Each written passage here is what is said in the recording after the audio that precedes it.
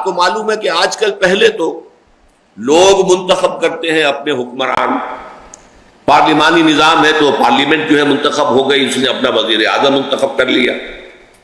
اور اگر صدارتی نظام ہے تو سیدھا صدر منتخب ہو گیا اور وہی جو ہے اب حاکم ہے۔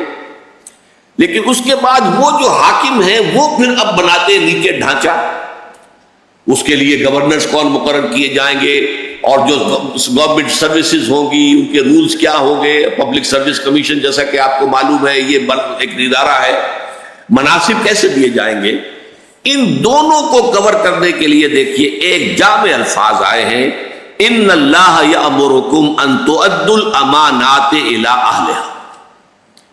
یقیناً اللہ ہے مسلمانوں تمہیں حکم دیتا ہے کہ امانتیں ان کے اہل لوگوں کی سپرد کرو۔ اب یہ ٹو سائیڈڈ سمجھیے،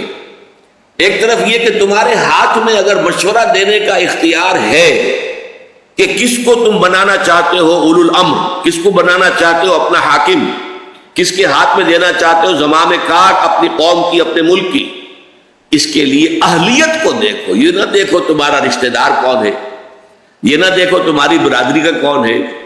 یہ نہ دیکھو کس سے تمہیں فائدہ پہنچ سکتا ہے معاذ اللہ، بلکہ یہ دیکھو یہ امانت ہے، بہت بڑی امانت ہے، بہت بڑی امانت ہے۔ اس امانت کو اہل کے حوالے جو اس کا اہل، اس میں خلوص کے ساتھ تم سے غلطی ہو جائے تو اللہ معاف کر دے گا، یہ بھی اجتہاد ہوگا کہ آپ کس کو سمجھتے ہیں اہل ترین، اس میں غلطی ہو سکتی ہے، یہ بھی ایک اجتہاد ہے جو ہر شخص کو اپنی ذاتی سطح پر کرنا ہوگا۔ اگر اس میں غلطی ہو جائے تو جیسا کہ اصول ہے مجتہد جو ہے وہ مخطی بھی ہو، اس سے غلطی بھی ہو جائے تو اسے اکیرا ثواب ضرور ملے گا، اور اگر مجتہد جو ہے وہ مصیب ہو، صحیح رائے تک پہنچ گیا تو دوہرا ثواب ملے گا۔ اس اعتبار سے غلطی ہو سکتی ہے، لیکن آدمی جب سوچے تو یہ آج کا جو لفظ ہے ووٹ، رائے، اب دیکھیے یہ ایک طرح کا مشورہ ہے جو لیا جا رہا ہے، اور یہی لفظ حدیث میں آیا ہے المستشار مؤتمن، جس سے مشورہ لیا جاتا ہے اسے امین بنایا گیا، اس کے پاس ایک امانت، وہ جو ووٹ دے رہا ہے ایک امانت دے رہا ہے وہ، لیکن ان تؤدوا الامانات الی اہلہا، جو اہل ہوں، بہترین ہوں، اس کے لیے باصلاحیت ہوں، دیانت دار ہوں، تم سمجھو کہ واقعتاً وہ لوگ جو ہے ملک اور قوم اور امت اور ملت کی خدمت کریں گے، ان کو۔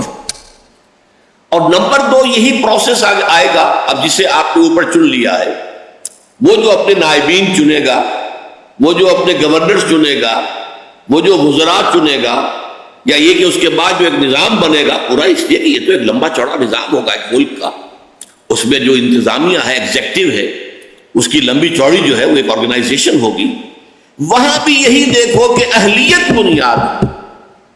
سفارش بنیاد نہ بن جائے، کہیں مفادات بنیاد نہ بن جائے، کہیں جو ہے یہ اس طرح کا برادری کا یا اپنے کسی کے قریبی رشتہ دار ہونے کا خیال کر کے جو ہے تمہارا ووٹ نہ جائے، تمہاری طرف سے فیصلہ نہ ہو، بلکہ ان اللہ یامرکم ان تؤدوا الامانات الی اہلہا، وہاں بھی یہ دیکھو کہ اہل ترین کون ہے اور اس کو جو ہے اس منصب پر فائز ہے۔ اس کے ضمن میں ایک بڑا عجیب واقعہ ہوا حضور کی حیات طیبہ میں۔ آپ کو معلوم ہے کہ فقراء صحابہ، ان میں ایک بہت اہم نام ہے حضرت ابو ذر رضی اللہ تعالیٰ عنہ کا۔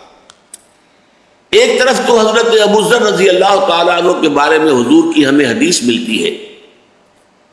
من کان یسرہ ان ینظر الی زہد عیسیٰ فلینظر الی صاحبی ابی ذر،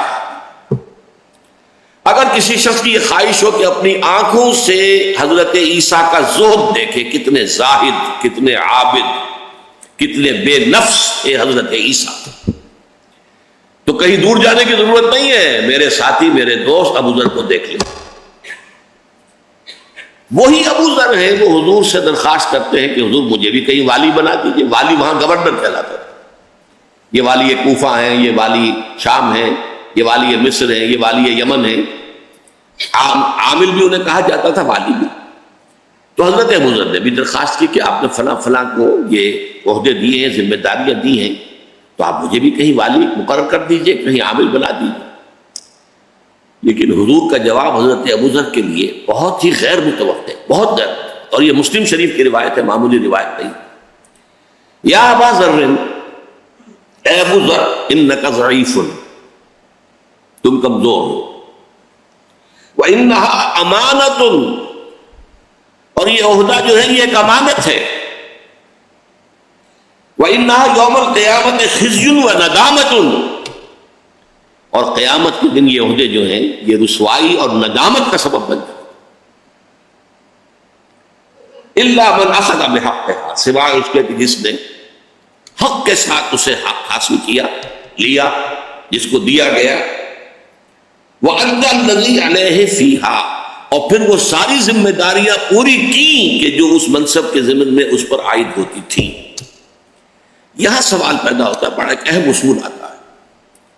کہ ایک طرف ان کا تقوی، ان کی دینداری، ان کا زہد، ان کی بے نفسی، اس کے لیے تو حضرت عیسیٰ سے مشابہت کی جا رہی ہے، لیکن والی ہونے کے لیے یا گورنر بننے کے لیے کہا جا رہا ہے انک ضعیف وانہا امانۃ وانہا یوم القیامت خزی وندامۃ. یہ ندامت کا ذریعہ بن جائے. اس کا نتیجہ کیا نکلا کہ حکومت اور انتظامی معاملات کے لیے محض تقوی ہی شے نہیں ہے بنیادی، اس کے لیے کچھ اور صلاحیتیں درکار ہیں. کوئی انتظامی صلاحیت ہو، کوئی توازن موجود ہو، اعتدال موجود ہو،